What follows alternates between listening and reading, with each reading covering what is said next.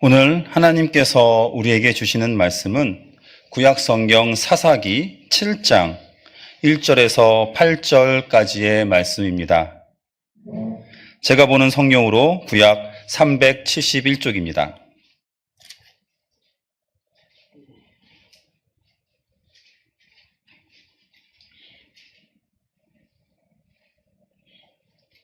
구약성경 사사기 7장 1절에서 8절까지의 말씀을 봉독합니다.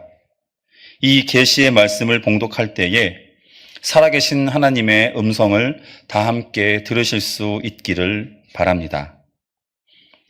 여룻바알이라 하는 기드온과 그를 따르는 모든 백성이 일찍이 일어나 하롯셈 곁에 진을 쳤고 미디안의 진영은 그들의 북쪽이요 모레산 앞 골짜기에 있었더라. 여호와께서 기드온에게 이르시되 너를 따르는 백성이 너무 많은즉 내가 그들의 손에 미디안 사람을 넘겨주지 아니하리니 이는 이스라엘이 나를 거슬러 스스로 자랑하기를 내 손이 나를 구원하였다 할까 함이니라.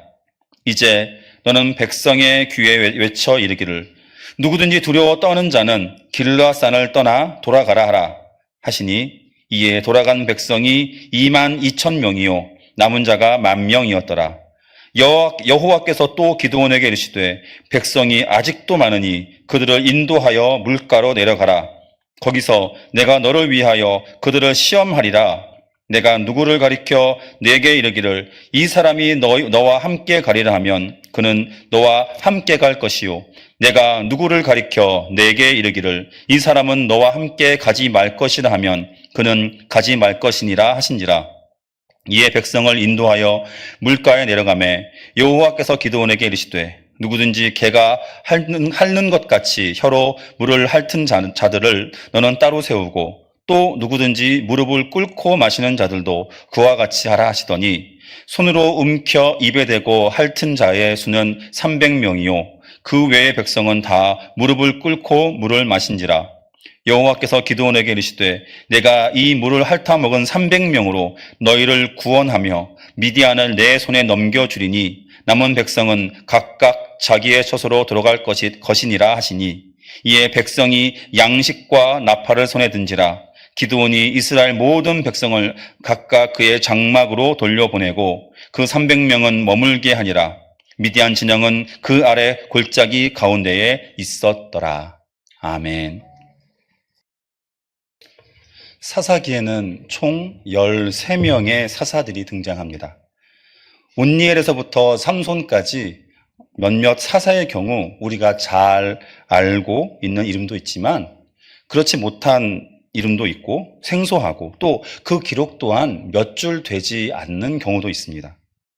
유일한 여성 사사 드보라, 그리고 오늘 우리가 보게 될 기드온, 거기에 그 누구보다 가장 유명한 삼손까지 이렇게 있는데요. 여행용 캐리어나 백팩으로 유명한 회사죠. 샘소나이트.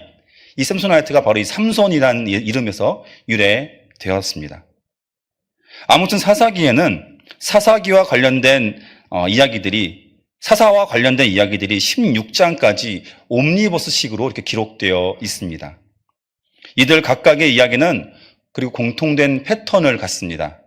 먼저 3장 7절, 4장 1절, 6장 1절, 10장 6절, 그리고 13장 1절 말씀으로 이야기들이 시작하는데요. 여기서 제가 3장 7절만 읽어보겠습니다. 이스라엘 자손이 여호와의 목전에 악을 행하여 자기들의 하나님 여호와를 잊어버리고 바알들과 아세라들을 섬긴지라. 여호수아의 지도 아래 요단강을 건너 정복 전쟁을 행한 이스라엘은 여호수아가 죽으며 염려한 그대로 하나님을 멀리하기 시작합니다. 그래서 하나님은 저들에게 환난을 주시지요. 이방 민족을 보내셔서 이스라엘로 깨우치게 하십니다.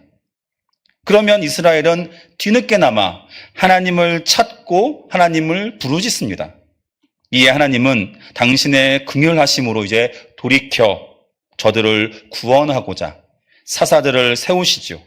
그리고 저 사사들의 영웅적인 능력으로 외세를 물리치고 평화를 찾습니다. 그러나 거기까지입니다. 각 이야기의 마지막은 사사가 죽은 후 이스라엘은 그 전의 일을 또 까맣게 잊어버리고 다시 우상숭배로 돌아갑니다. 이렇게 이스라엘의 불신앙과 하나님의 심판으로 인한 이스라엘의 회개와 하나님의 응답으로 사사의 등장, 그리고 짧은 평화와 다시금 이스라엘의 불신앙이라는 이런 다람쥐 쳇바퀴 같은 이야기가 사사기를 채우고 있습니다. 어쩌면 사사기는 66권의 성경 중 가장 우울한 책일 것 같습니다. 좀 전에 말씀드렸던 이야기의 공통적인 패턴, 이스라엘의 죄의 쳇바퀴가 점점점 커져갑니다. 점점 좋아지는 것이 아니라 악화되어 갑니다. 우리가 잘 아는 마지막 사사 삼손의 경우 솔직히 사사라고 할 수 있나 할 정도로 그의 이야기는 온통 개인적이고 감정적인 불완전한 그저 힘만 센 사람의 이야기로만 여겨집니다. 나아가 사사 이야기가 삼손의 죽음으로 끝난 후 17장 이후의 이야기는 말도 안 되는 사건으로 채워져 있습니다. 마음대로 우상의 신상을 집 안에 만들어 세우고 또 떠돌이 레위인을 불러와 자신들의 제사장으로 삼습니다. 그런데 이 제사장이 누구인지 아십니까? 그는 바로 모세의 손자였습니다. 또한 19장 이후에는 지파들끼리 전쟁을 벌입니다. 그리고 이 전쟁을 인하여서 하마터면 12지파 중 한 지파가 그냥 사라져 버릴 뻔하기도 합니다. 사사기는 그래서 우상 숭배를 배격하고 하나님을 믿는 신앙을 바로 세우는 이스라엘과 그리고 저들의 영웅적인 지도자인 사사들의 이야기로 받아들일 수 없습니다. 사사기는 우중충합니다. 이스라엘의 실패의 이야기입니다. 가나안 정복의 실패의 이야기이고 바른 신앙을 지키지 못하는 그런 이야기입니다. 그러나 사사기의 주제는 명확합니다. 그리고 그 주제는 결코 우중충하지도 우울하지도 실패의 그늘이 드리우지도 않습니다. 그것은 바로 하나님의 주권입니다. 사사기의 주제는 다시 말해 결국 그 누가 하는 것이 아니라 하나님께서 하신다입니다. 오늘 본문으로 돌아가 보겠습니다. 그 유명한 기드온과 300용사 이야기입니다. 교회학교를 다니셨거나 어린 시절에 혹은 교회학교 교사로 학생들을 가르쳐 본 경험이 있으시다면 이 이야기는 학생부 교재에 참 많이 기록되어 있음, 사용되었음을 알 수 있습니다. 물론 설교로도 참 많이 사용되는 본문인데요. 그런데 뭔가 잘못 적용되는 본문 중에 또 하나입니다. 일반적으로 이 이야기를 주제로 하는 교회학교 교재의 경우 주제는 바로 준비된 믿음 혹은 담대한 믿음인 경우가 많습니다.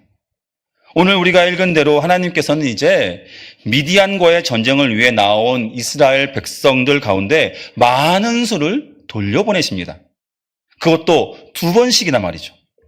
처음에는 22,000명이 되돌아가고 그리고 남은 10,000명 중에서도 물 먹는 모습에 따라 구분하여서 300명만 남기고 모두 돌려보내시죠.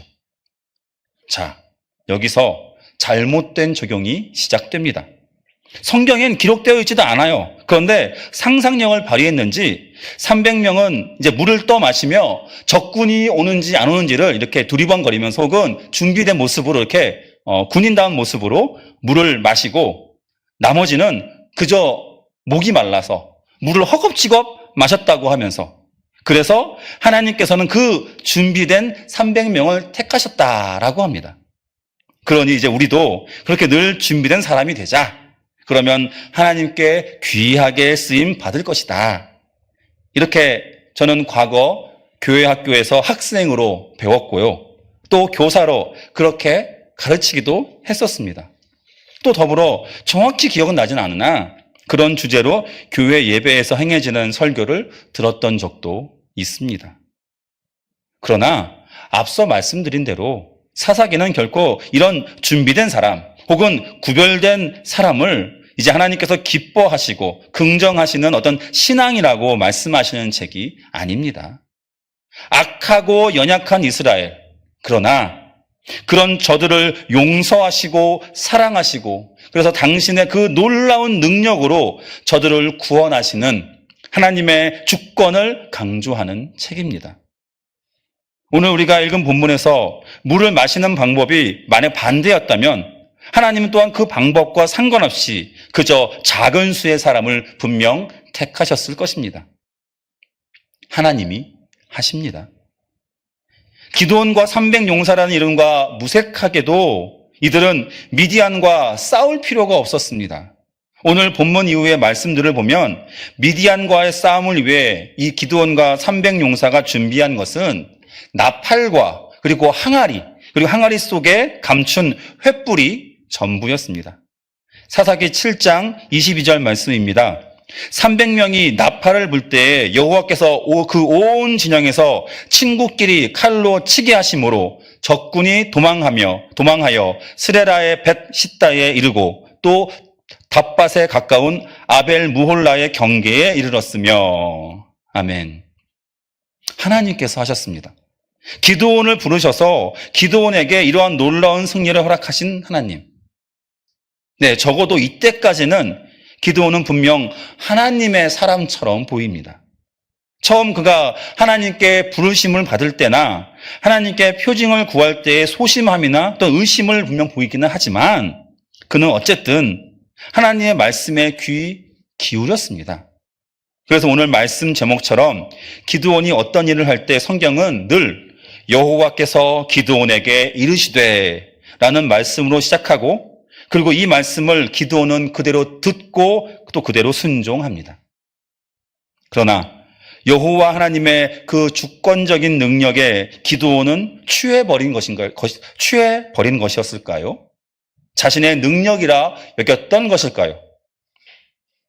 본문 8절 다음에 9절에서 여호와께서 기드온에게 이르시되 이 말씀을 마지막으로 더 이상 이 말씀은 기드온과 함께 등장하지 않습니다. 7장 15절부터 18절까지의 말씀입니다. 제가 읽어보겠습니다. 기드온이 그 꿈과 해몽하는 말을 듣고 경배하며 이스라엘 진영으로 돌아와 이르되 일어나라 여호와께서 미디안과 그 모든 진영을 너희 손에 넘겨주셨느니라 하고 300명을 세대로 나누어 각 손에 나팔과 빈 항아리를 들리고 항아리 안에는 횃불을 감추게 하고 그들에게 이르되 너희는 나만 보고 내가 하는 대로 하되 내가 그 진영 근처에 이르러서 내가 하는 대로 너희도 그리하여 나와 나를 따르는 자가 다 나팔을 불거든 너희도 모든 진영 주위에서 나팔을 불며 이르기를 여호와를 위하라 기드온을 위하라 하라 하니라. 하나님께서 행하신 그 꿈과 해몽을 듣고 경배하나 그러나 그 후에 그는 스스로 말씀을 오염시킵니다. 여호와를 위하라. 거기에 기드온을 위하라. 이 전쟁에서 승리한 후 기드온은 하나님께 더 이상 묻지 않고 계속 저들과의 전쟁을 치릅니다. 그리고 그 와중에 필요 없는 폭력을 사용하기까지 합니다. 나아가 자신을 왕으로 세우고자 하는 이스라엘을 향해서 이를 거부하며 하나님만 다스리신다고 신앙인의 자세를 보이는 것처럼 합니다. 그러나 말뿐입니다. 그는 결국 출애굽기의 모세가 아닌 아론의 길을 걷습니다.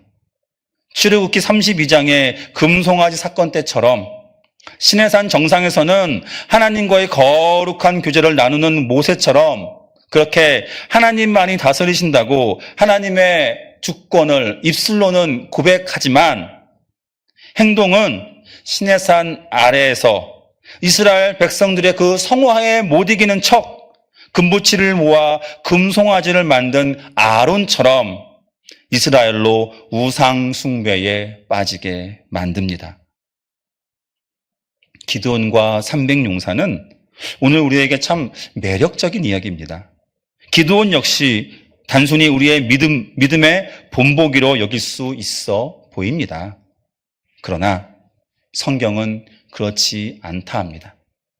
오늘 기드온의 이야기 그리고 사사기 전체를 통해 하나님은 다시금 우리에게 당신의 주권을 강조하고 계십니다. 내 생각, 내 뜻, 내 계획대로 모든 것을 이룰 수 있다고 여기십니까? 여기 저보다 오랫동안 인생을 살아오신 집사님 그리고 권사님들이 계십니다. 여러분의 삶은 어떠하셨는지요? 분명 그 당시에는 내가 할 수 있다고, 또 나의 인생이라고 생각할 수 있고 그렇게 살 수 있습니다. 그러나 시간이 흘러 과거를 돌이켜보면 무엇 하나 하나님의 계획하심과 그분의 섭리가 아니었던 적이 없었음을 깨닫게 됩니다. 기드온과 300용사는 준비된 사람들이 아니었습니다. 오히려 저들은 하나님의 주권적 역사를 그저 바로 곁에서 보고 경험한 사람들일 뿐입니다. 그리고 안타깝게도 바로 곁에 있던 그리고 가장 많이 하나님을 경험했던 기드온은 거기서 멈추고 자신의 뜻과 혼합하여 결국 잘못된 길을 걷습니다. 우리의 삶을 통해 하나님의 주권이 선포되기를 바랍니다. 우리와 함께 하나님께서 일하시면 좋겠습니다. 더불어 그것에 감사하며 나아가 더욱 그 길에서 멀어지지 않도록 그 길을 끝까지 걸으며 주님의 뒤를 쫓아가기를 바랍니다. 예수 그리스도를 따른 제자들은 예수께서 죽으시던 그 순간까지 예수님의 사역을 또 그분이 참 하나님이심을 깨닫지 못했고 믿지 못하였습니다. 역사의 가장 위대한 순간에 그저 그 옆을 지킬 뿐이었고, 아니 숨어서 바라볼 뿐이었고, 가룟 유다는 아예 배신까지 했지요. 그러나 제자들은 가만히 역사의 관찰자로 남지 않았습니다. 저들의 출신이 어떠하든, 능력이 어떠하든, 부활하신 예수님을 만나고 또 성령의 권능에 힘입어 그 후 저들은 온 삶을 들여 주님의 길을 따랐고 기꺼이 죽음도 감당하였습니다. 하나님이 하셨습니다. 그리고 오늘 우리도 그렇게 할 수 있습니다. 하나님의 주권을 바라보는 것에 만족하지 않고 그분의 주권적인 사역에 참여하며 그 주권을 인정하는 삶을 끝까지 살아내는 우리 모두가 되시기를 바랍니다. 기도하겠습니다. 하나님은 그런 분이십니다. 온 우주의 주인 되시며 모든 것을 하실 수 있는 능력의 하나님이십니다. 그런 하나님께서 아무것도 아닌 우리로 당신의 주권적 사역의 동역자로 삼아 주셨습니다. 감사합니다. 우리로 관찰자로 머물지 않게 하시고 하나님의 그 주권을 인정하고 우리 삶을 통해 드러내게 하시고 우리로 주께 쓰임받게 하옵소서. 하나님께서 하셨고 지금도 하고 계시고 앞으로도 하실 것을 믿음으로 고백하는 우리 모두가 되게 하옵소서. 우리의 길과 진리와 생명 되시는 예수 그리스도의 이름으로 기도드립니다. 아멘.